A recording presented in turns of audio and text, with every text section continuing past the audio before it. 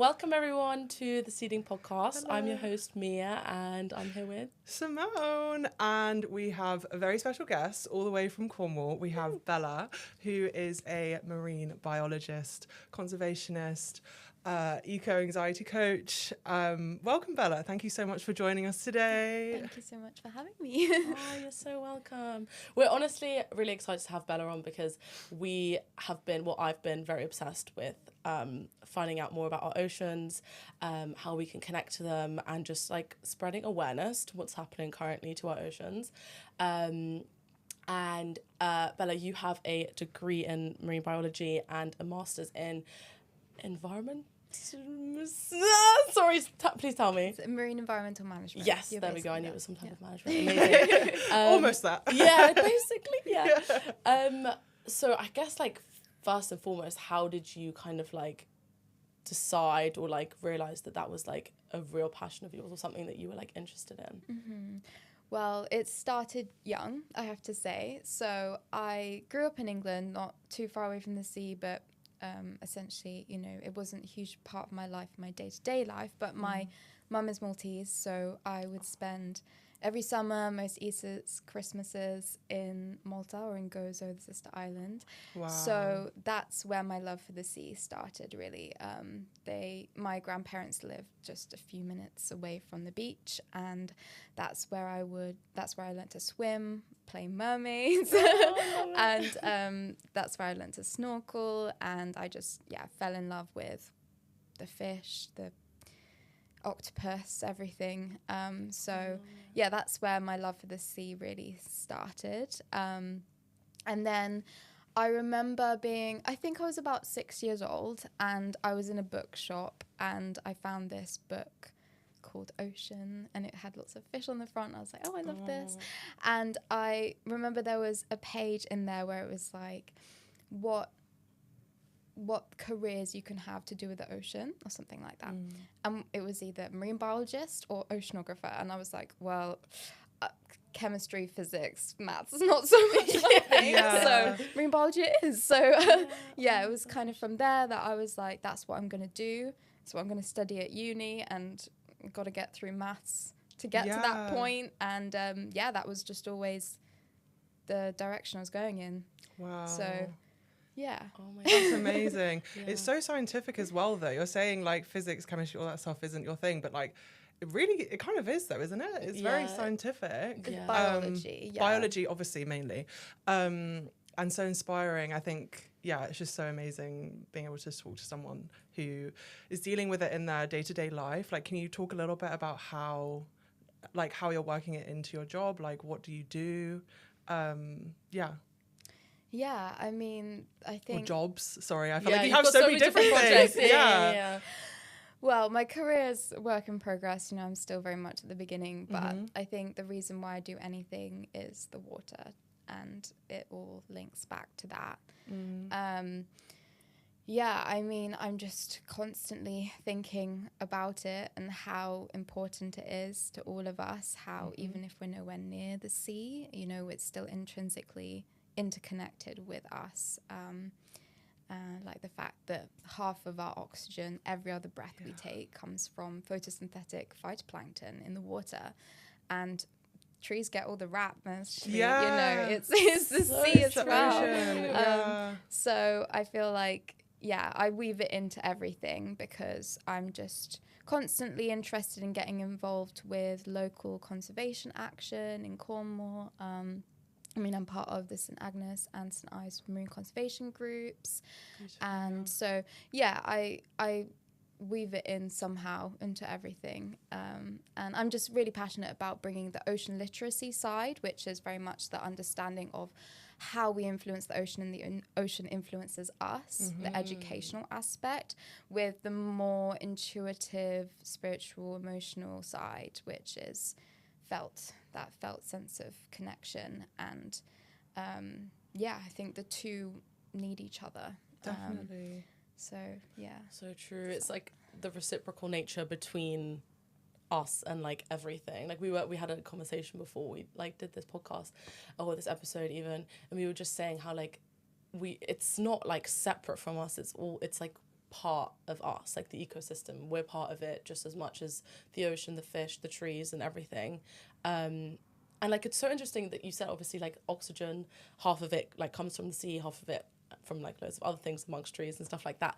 But like, I literally never knew that. And that's so crazy because like, this is like a really important part of our lives. And I think so many more people, I think, are doing such an amazing job at like, ocean literacy and like sharing information and knowledge, because there's so many people like me who just don't know these things unless you're like in those circles or actively seeking it out. So I just think that's amazing. I also know you're working on like another project, the Ocean Healing Therapy Program. Do you want to like talk a little bit about that as well? Sure. So it's a 4-month course, and the person who has created it is Sophie Pine. She's amazing. She's a therapist.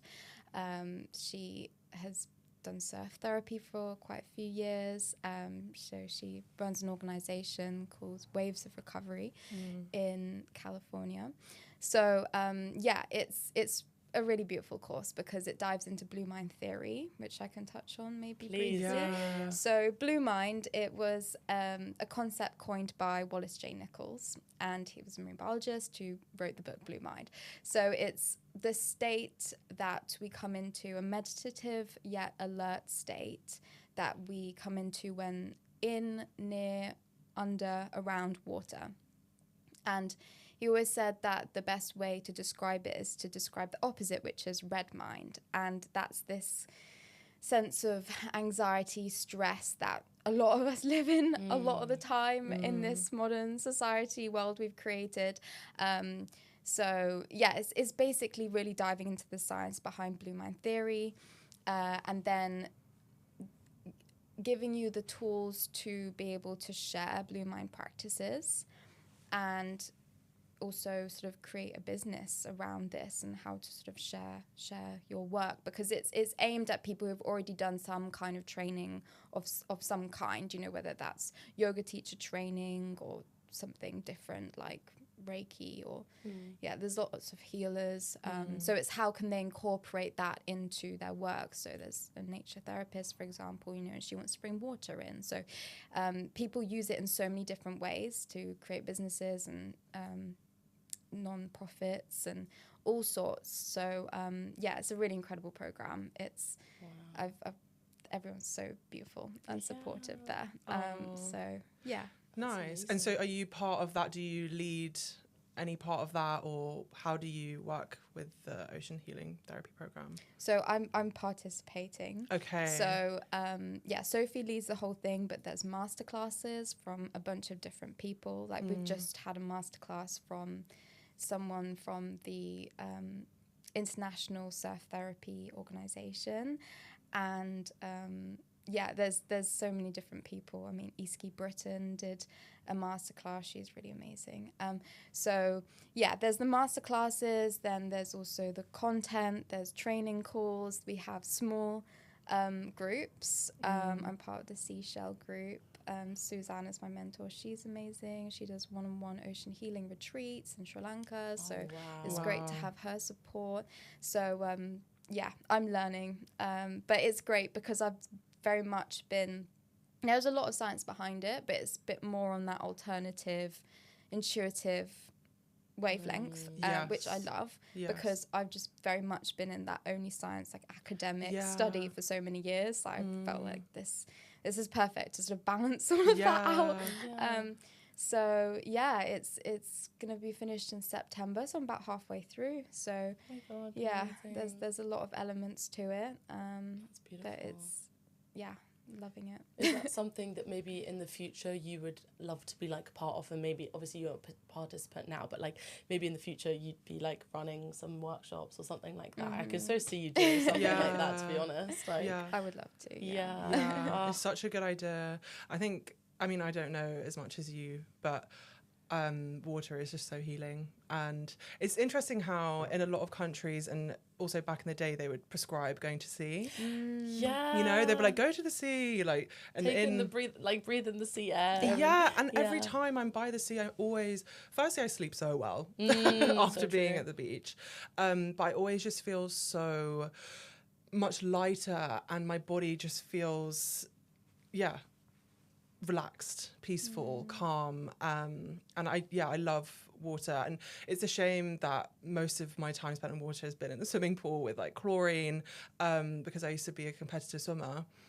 But I used to find it so meditative, and I just love being in the water. So yeah, I can just see how this program must be just so important, to educate more people in healing. No, so true. And I feel like also that obviously water in general is like such an amazing element, but I think specific like the sea or ocean, like so many amazing minerals in that. Like if we're just talking about like scientific stuff, like scientifically it must be so good for you because of the minerals that you're absorbing. Like again, mentally, like even when you're underwater, everything just like is silent. Like obviously you can hear the water and stuff, but there's no like loud noises, or like, you know, when you just feel overstimulated and you're underwater, you're like, this is nice. And also just, I guess, the buoyancy like relieves your muscles. Like it's just so good and healing in so many ways. And I know you were just touched on like the kind of spiritual and like the intuitive connection, but I'd love to know like how, like which ways water or the ocean has like healed you or impacted your life on like a spiritual or like mental way. Huge question. Yeah, I know. Yeah. Let's unpack that. No, I mean, it's always been there. It's always felt like home, like my greatest teacher and healer in a lot of ways. I think, you know, healing isn't obviously something that just happens and then it's there and you're healed. But I think every time I go to the sea, under the sea, there is something going on there. So I love being underwater. I mean, that's why I love diving, because it's you the world doesn't exist above, right? You just go below, and that's its own world. And I think that's what's so incredible about water. When you look out onto it, it looks so empty, and actually there's so much life underneath. And I think, you know, for thousands of years in so many different cultures, the sea's always been seen as like the underworld. And, you know, you have stories of dolphins being these transient sort of I can't think of the word, messengers from the underworld and coming up, and this there's real mysticism to it. And I guess because we didn't understand it as well, so there's so much mystery.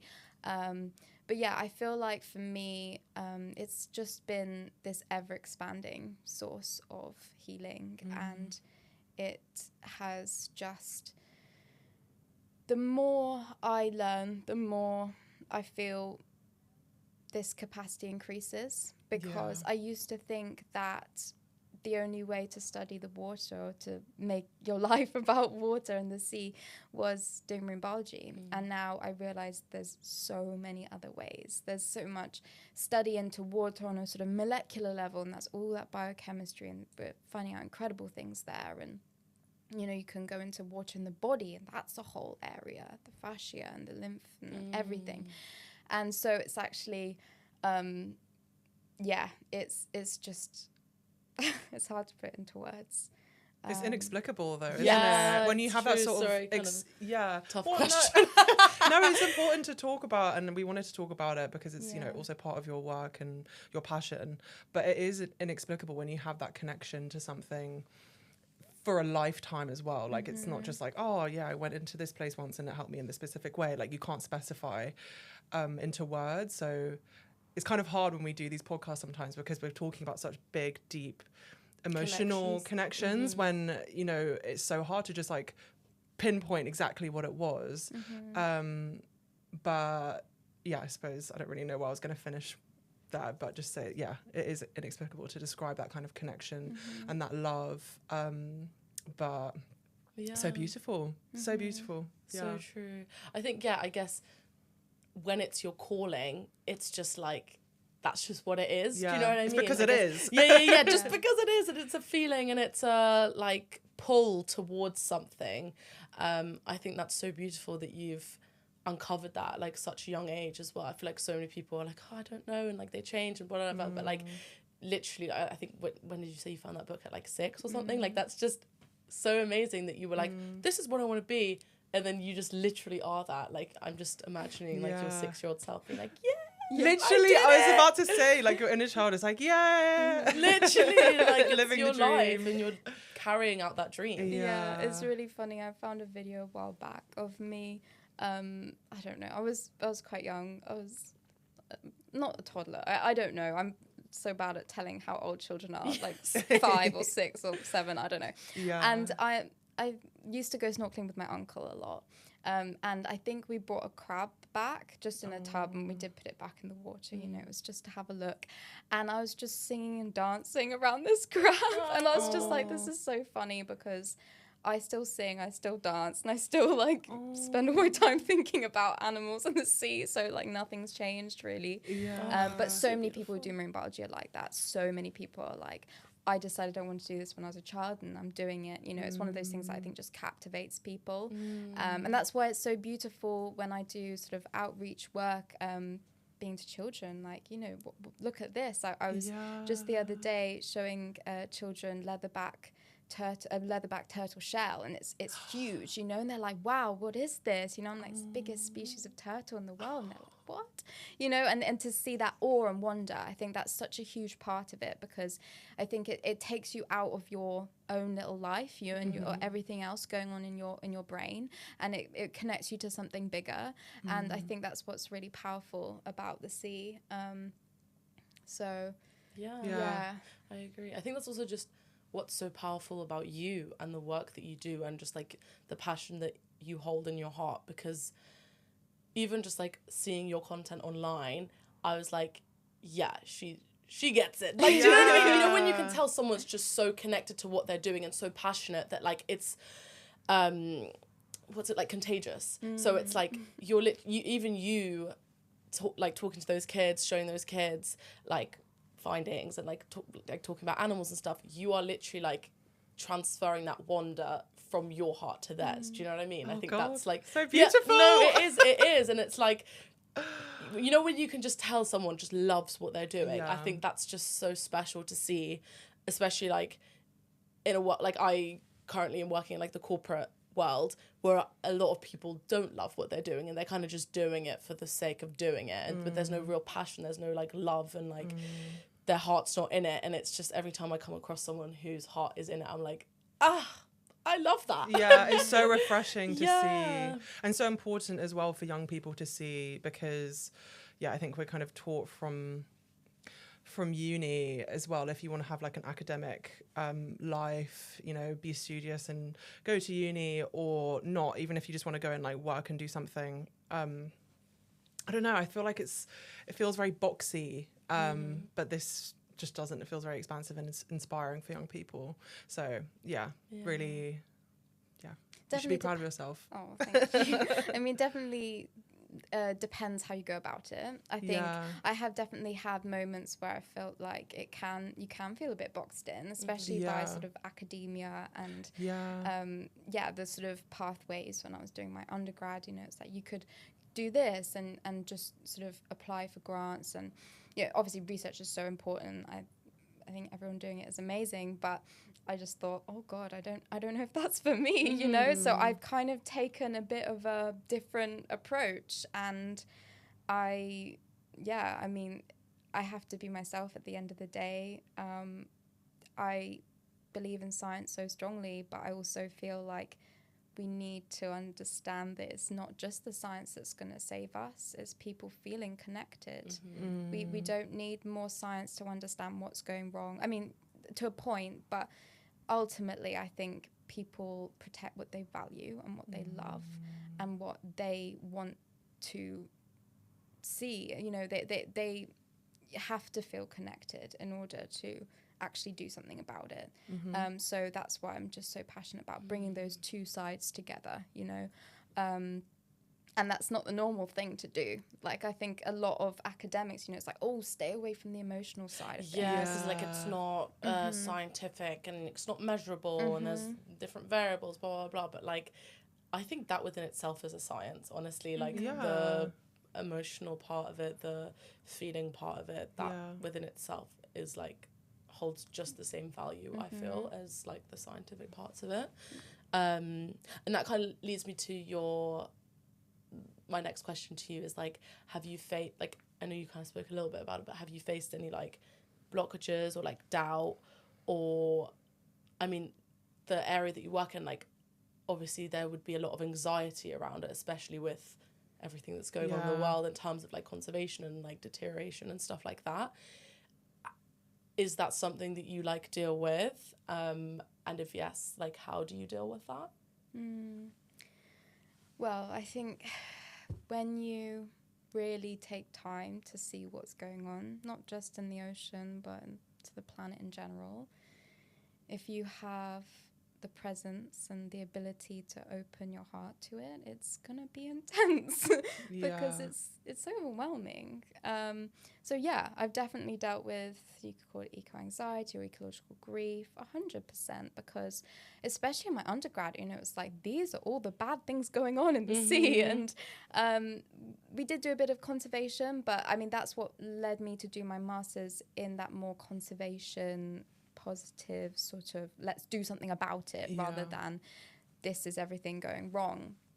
But yeah, definitely have felt that, and that's what led me to become an eco-anxiety facilitator. So that was through Falmouth University, associated with Exeter University, where I went. So it was a Force of Nature course, and they're really great. They're an organisation who do lots of education around eco-anxiety and going from anxiety to agency, they call it, which I think is really powerful. I think, when you get into the papers on eco-anxiety, the biggest thing for me is it's not something that we solve.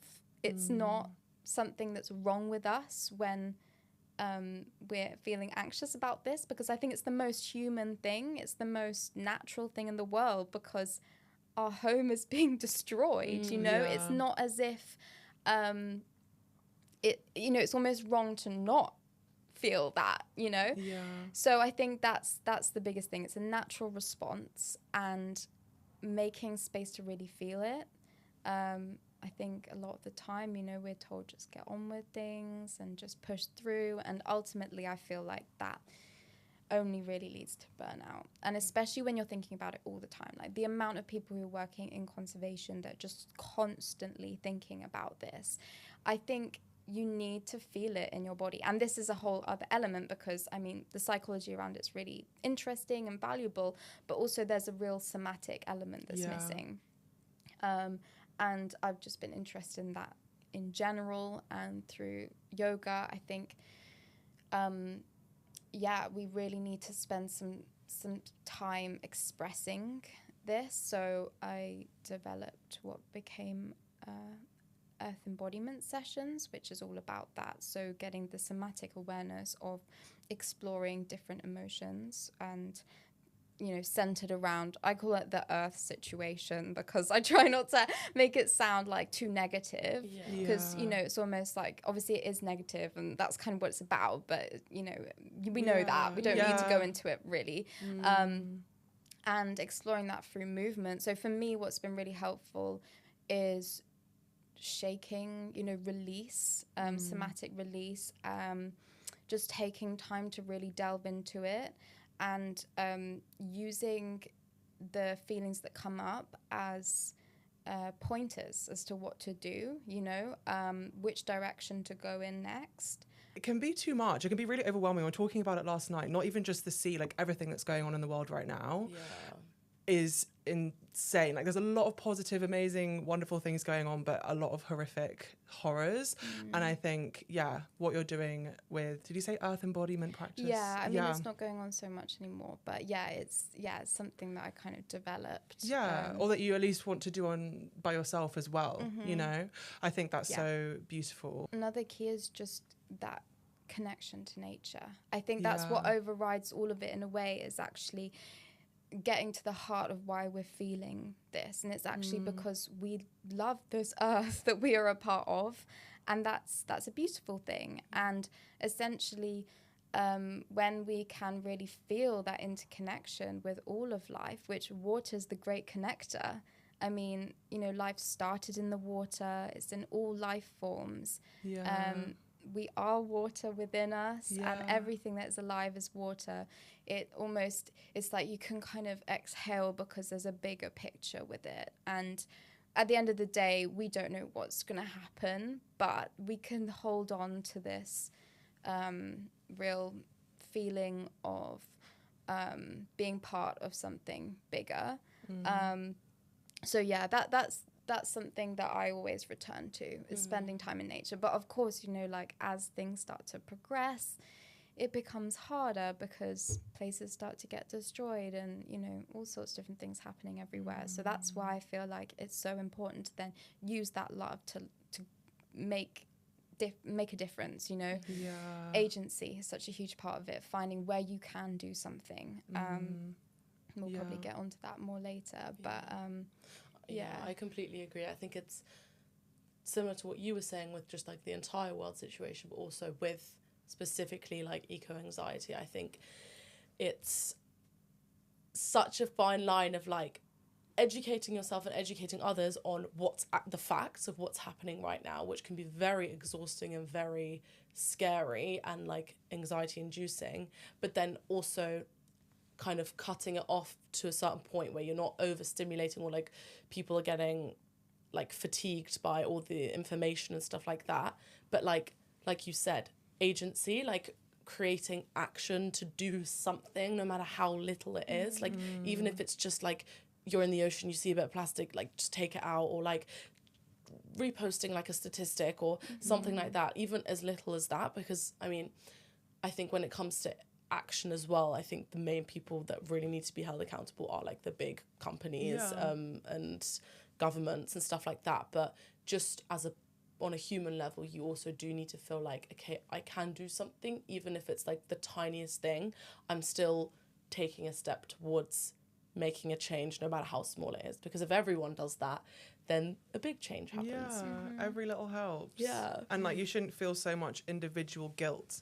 I think there's a lot of that, you know, with like, oh, you can do a better job, you're not doing well enough. You can single-handedly change the world. Like, too much pressure. Yeah, it's like too much pressure. It needs to feel more of like a collective, even if there is collective guilt and shame, like that's better than individual guilt. Do you know what I mean? Like what can we all do together to improve, you know, our earth and how we're looking after it?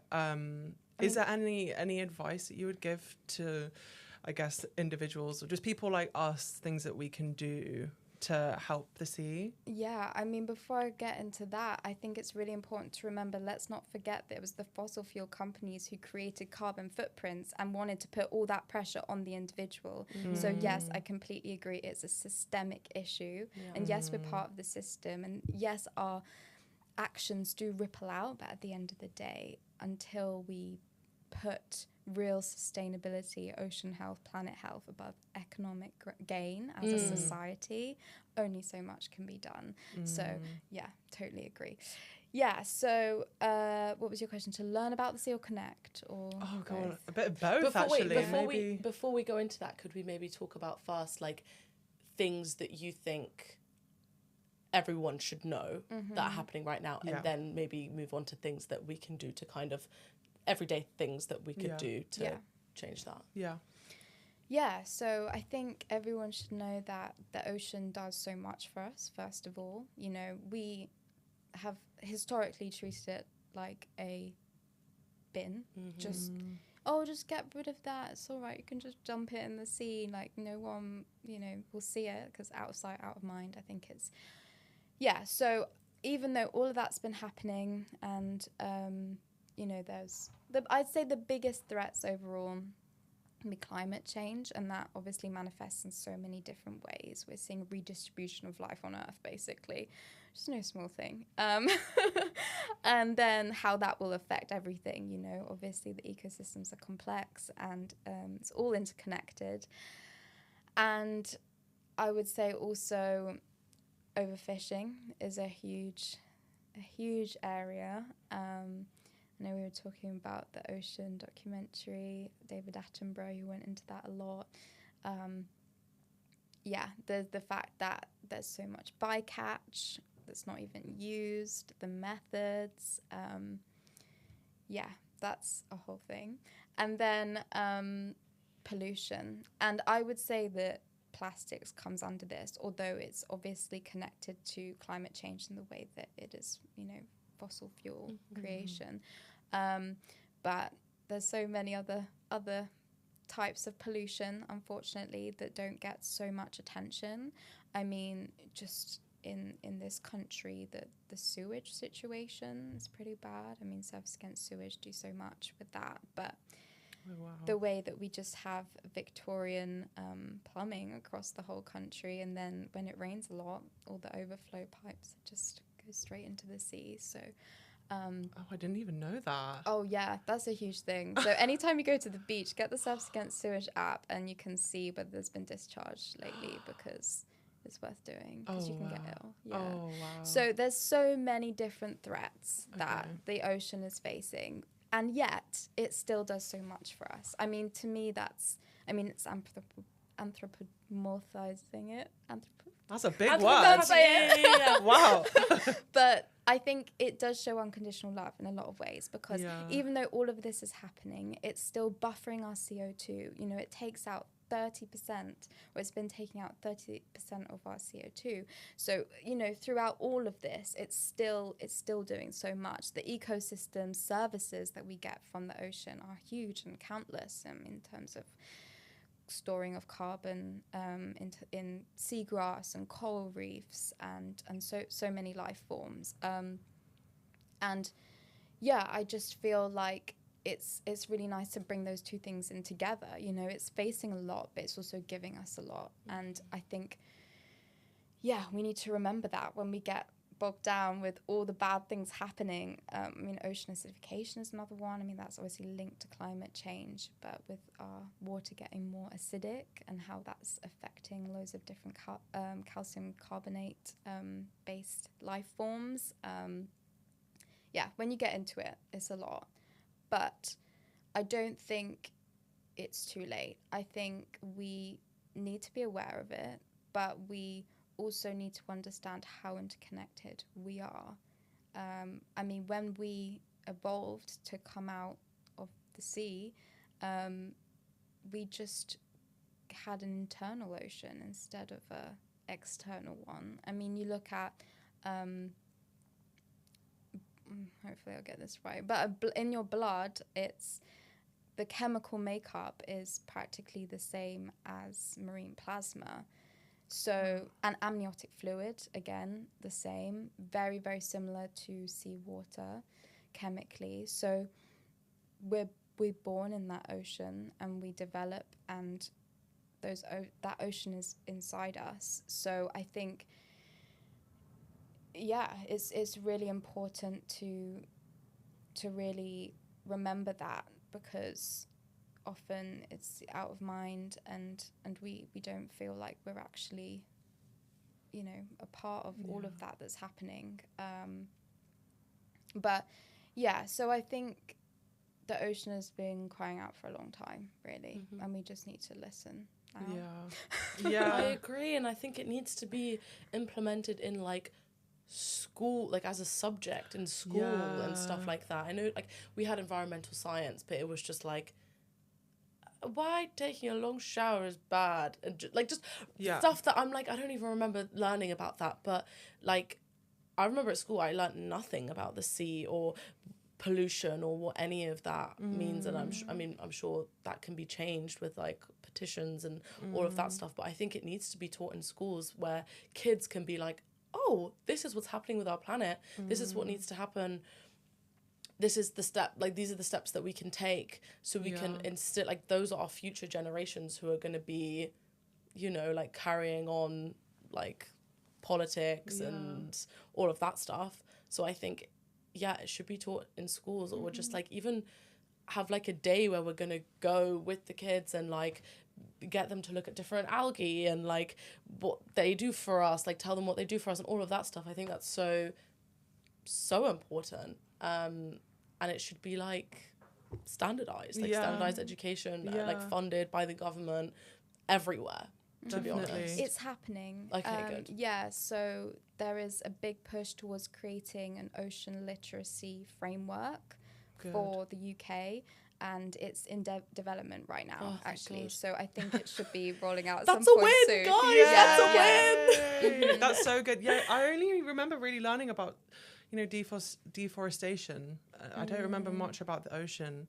And yeah, it is just mainly documentaries now that I get all my information, David Attenborough stuff. And I think I will obviously read more as well. I want to read that book that you're reading as well. And this podcast has really been educating me as well. So yeah. I want to also ask a little bit about, I guess, what we can do in our everyday life as well. Do you have any advice for just people that aren't necessarily, connected to the ocean but want to be? Is there any advice you'd give, even if it's just one piece? Can I just really quickly speak on something we were just speaking about? Of course. In terms of what the ocean does for us as well, it regulates our climate, it carves out our land, and obviously it's a source of food. We forget so many people rely on the protein of seafood. There's so many ways that it affects us and impacts us. So I just wanted to speak on that very quickly. No, it's beautiful. So first of all, I would say don't, as we were kind of talking about before, don't put so much pressure on yourself. I mean, yes, every little helps and what you can do. And I think if there's a swap that works for you that is just as good and that does still nourish you, then great. Less plastic, like shampoo bars or whatever it is. Use reusable water bottle. Everyone's heard all these things before, right? So I think if there are swaps like that you can make, then amazing. I would also say make sure that you are still doing what's right for you.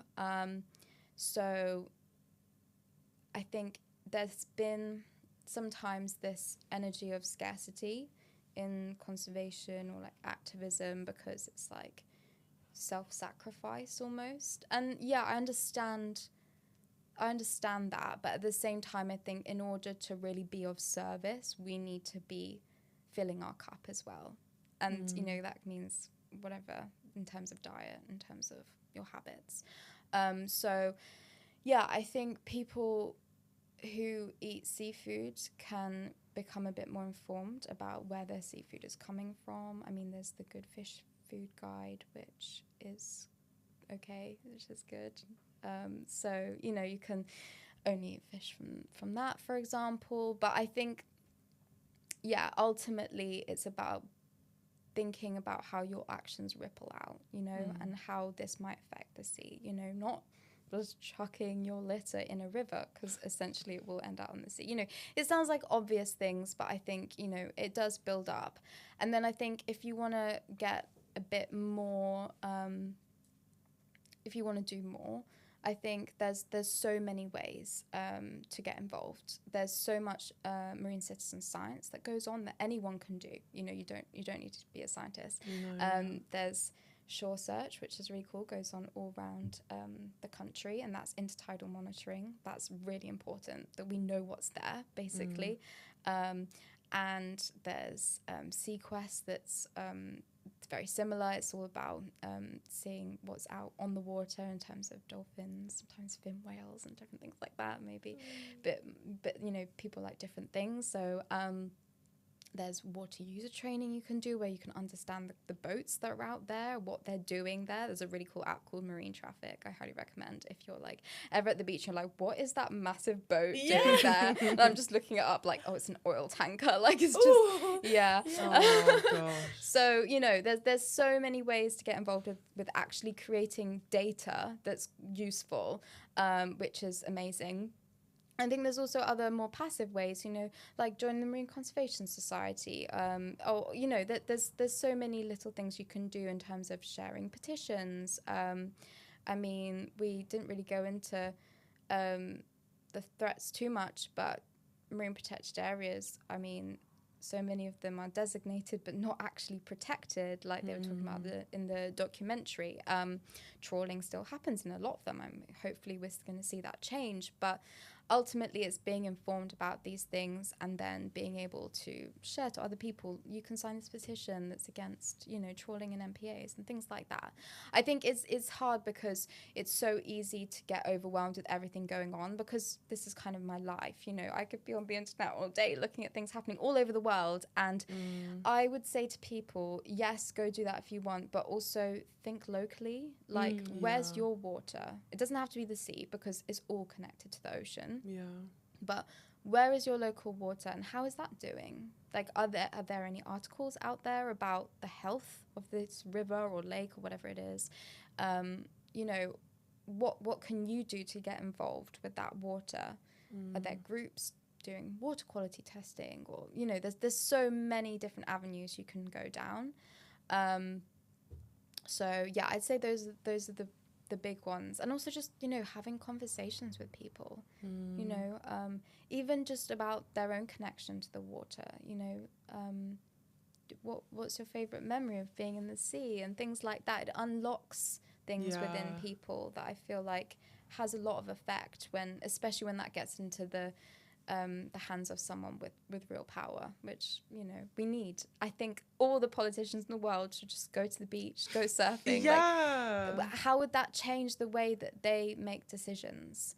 I read that years ago in terms of like national parks. You know, it should be like mandatory that they all spend time in nature, so then they actually make those informed decisions. But everyone can do that, really. It's just about, taking the time to do so, and not just forgetting about it because life is so busy. I mean, I get it, but also our lives do depend on the ocean. So So really, it's so true, so real.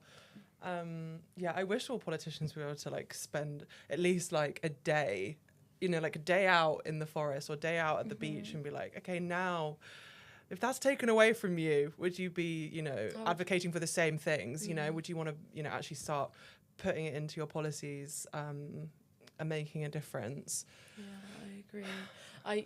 I think I just have to say you worded that so beautifully. Yeah. And so it, like, you just made it, you presented that information so like accessibly as well. Like, you just explained it in a way that I have no like degree or anything and stuff like this, but like I just understood everything you said. And especially the like, find water near you. It doesn't have to be, you don't have to go out to Fiji or to Bali or like whatever to go look at these like coral reefs and whatever. There's so much you can do with the water around you, even if you live in a city, even if you live somewhere that doesn't have access to the sea, like you said. I think that's so important, and I never thought about it like that. I was like, yeah, oh my god, it is all connected. Like, why? I'm like, well, not the Thames, no, because that's not the sea, but like, it's literally connected. So you've just really changed my like perspective on that, and again made me be like, yeah, I have agency here. Like, even though I'm not directly close to the sea, like I guess the closest would be like Brighton, for example, but there's water right here, right now. Even like close to where I live, by Wimbledon Common, there's like a natural spring that like there's like a big community around that it's like connected to the water levels below, so it really depends on like the rainfall and all of that stuff. And there's like a really big community of people who get their water from there, but also like leave offerings, and like spring and summer equinox and stuff, they do like little ceremonies, and it's like that within itself is so beautiful, because I don't know, I feel like water just creates community. Like you even see it in nature, like if there's water, there's probably animals that go and drink there and like hang out there, like have their kids there, whatever. It just all comes back to that connection, like you said, like the connection in and around water is just so important. And so much of that has been taken away by this modern way that we live. The privatized water companies that control all of that. I mean, there used to be springs everywhere. I mean, there still are, but actually a lot of not necessarily springs, but like water fountains and stuff. It used to be every town or village that everyone would go there, or a well or something, and collect their water, wash their clothes. A lot of them have been boarded up, and because I mean, it's a bit. You know, you can really delve into the conspiracy theories around this. I won't go too deep, but essentially, it's not what the water companies want, because they want to be able to sell you that water. Yeah. And actually it's not a commodity. It's the source of life itself. It should be respected. It should be free. Yeah, it shouldn't be paid for. No, it's so true. Yeah. And again, like, just another thing of, like, again, those water sources, the fountains, the wells or whatever, that's where, again, people congregate and inform each other and create community.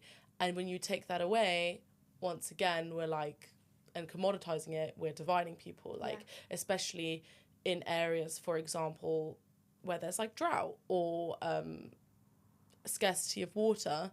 People then become like, well, it's me against them. Like, I need to have the water. Like, it's not community based. Like, we need to make sure we all have water together. It's like, well, no, because, do you know what I mean? As soon as you commoditize something, you immediately, like, separate people or divide or, separate people. And that's, I've literally just made that a revelation now by what you've said. I mean, there's already water crisis going on, right? Like, I know less about this, to be honest, but it's happening in so many places where companies like Nestle are bottling up all this water, and the communities that are literally in that area can't get clean water. Yeah.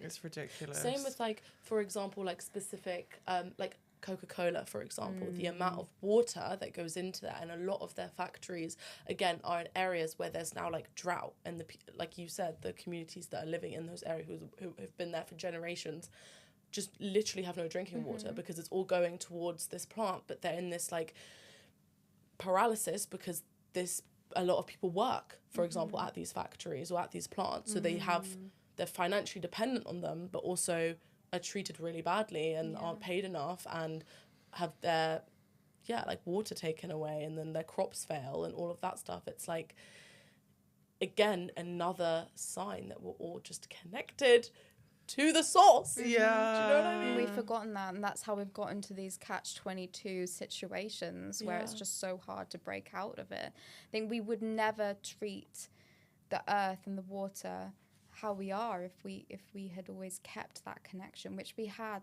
a long time ago. I mean, this country is infamous for going to other places and telling them, like, how to do things right. And, like, I think a lot of that colonization or that mindset happened in this country before, because I don't know what kind of society goes to another society and says this is how you should do it, and isn't, I'm not wording this very well. But isn't doing it properly themselves. Kind of thing. Yeah. It's like, actually, we had that nature-based connection a long time ago, before Christianity, and it's people did exactly what you're saying. People do now this spring, the solstices. It's this cyclical living that is in alignment with nature, that is the most natural thing we can do. And I think that the more we return to that, the more we remember that and find ways of embodying that in our normal lives, I think the better, because we can start to create a new world. Is, a big thing to say, but we can start to slowly get there. Because exactly. It's a remembering more than anything else. It's not new. It's been going on a long time. It's so true. I think it is. It's a return. It's a return to nature. It's a return to our source.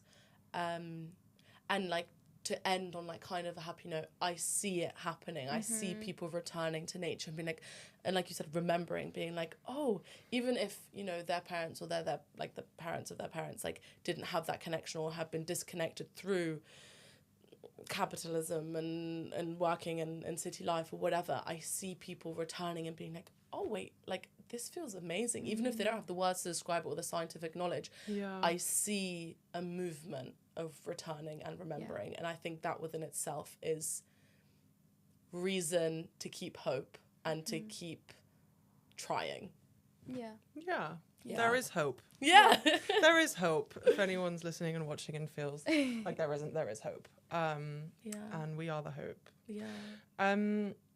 Do you have any quotes or poems or anything you wanted to bring to just round up the episode? We usually like to ask our guests at the end of the episode. We used to do it before, we're doing it at the end now. Just any words that resonate with you.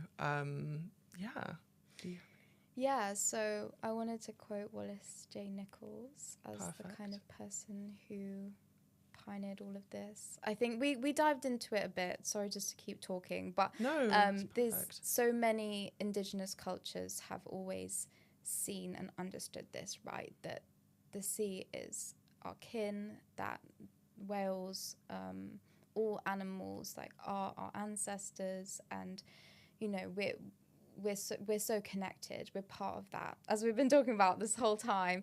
But yeah, that was a bit of a tangent. But I think what Wallace J. Nichols did is he really brought the nitty-gritty science out and kind of modernized it in a way for people who weren't so understanding of those kinds of perspectives, could really understand it in this different way.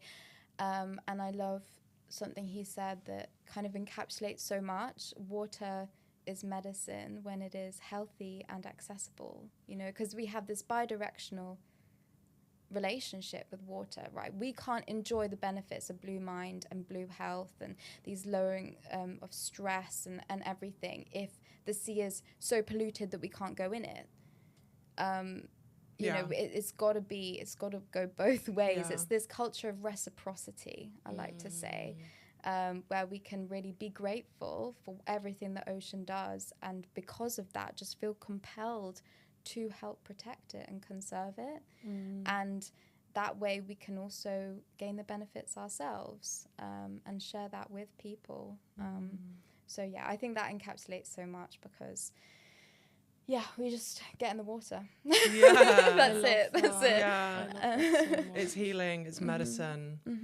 Yeah. If it is healthy and accessible. If it is healthy and accessible. I'm going to start saying that. Yeah. Start quoting that just in everyday life. Yeah, No, it is. It really agree. is. And I think also another thing that I've seen people do is like bless their water before they drink it as well, and like put you know, positive intentions into water, like speaking into the water. I don't know if you've ever heard of that. This is a tangent, but like it can heal you in ways, you know, if you allow it to. And same with plants as well, like when you see plants that you have in your house and garden. And there's water holding them up. Yeah, exactly. I see water everywhere. Honestly, I'm like trees, That's so like true. water, the xylem, the phloem, like all of that. Yeah. But yes, I mean, Masaru Emoto, he did a lot of work around this. I mean, it's a whole area that there's different opinions on, because he wasn't particularly scientific. He basically cherry-picked results. So his work is not reproducible or particularly reliable. But I think there is some truth to it, in my opinion, that I think you can speak something into water, but ultimately I think the most powerful thing is actually like feeling it. Yeah. And there's that vibrational element with, you know, we're all energy and all of that. It is science. There is science behind it, but ultimately we know that. And I think water holds memory. That's quite an out there thing to say. Not everyone would agree with me, but I think it even just the way that the environment affects water, and the way that different water tastes different, and all of that. There's so much to go into there. Sorry, I kind of just opened it all up again. No, I love it, because I think that is one of the most simple things someone can do, right? Is just be with their water for a moment and actually just be like, you know, gratitude or whatever it is that they want to infuse into the water. And this is not scientific. It may well be placebo effect, but I think it tastes better when you do that. Yeah, it's true. Definitely. No, I completely agree. Sorry, I'm just conscious of time. Yeah. Of course. Before we wrap up, where can people find you? Where, if people want to, see your work with you, have you got any projects that you want to share? So I recently launched my water circles, so I'm going to be holding them throughout the summer, hopefully into the future. So that's where we explore water through movement, meditation, visualization, sound, and ocean literacy is dropped in along the way, so you can kind of learn and experience all together. So that's something that people are welcome to come along to if they're in Cornwall, anywhere near me. But I also am doing, it's National Marine Week very soon. In fact, actually, I think it's this week. So I'm running a Blue Mind yoga event with the St. Ives Marine Group. So there's that. And also, the Coastal Centre, the Two Bays Coastal Centre in Cornwall again. I'm going to be doing lots of work there and supporting them in the sort of community-oriented well-being and conservation work.